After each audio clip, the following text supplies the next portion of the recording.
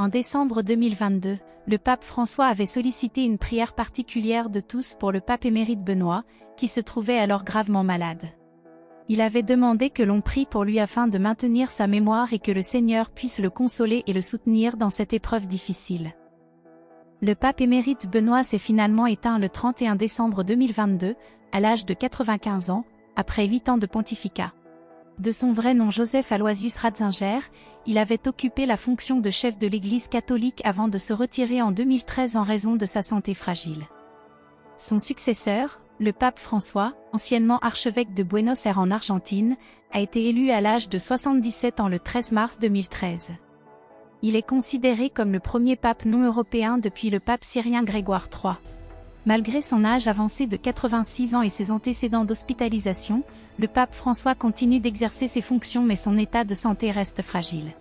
En ce jour de mercredi 29 mars 2023, le Saint-Siège a rendu public un communiqué officiel, informant que le souverain pontife, le pape François, fait face à une infection respiratoire qui contraint son maintien à l'hôpital Gemelli de Rome. Il est à noter que le pontife avait déjà été hospitalisé en juillet 2021 pour une opération complexe du côlon, et qu'il est retourné à l'hôpital pour des examens de routine planifiés.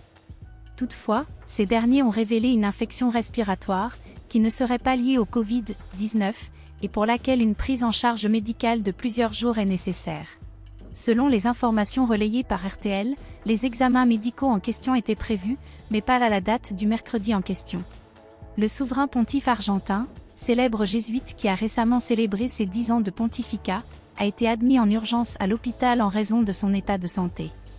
Il est à noter que le mercredi précédent, comme à son habitude, il avait participé à l'audience générale hebdomadaire à la place Saint-Pierre de Rome, où il avait salué ses fidèles avec un sourire depuis sa papamobile.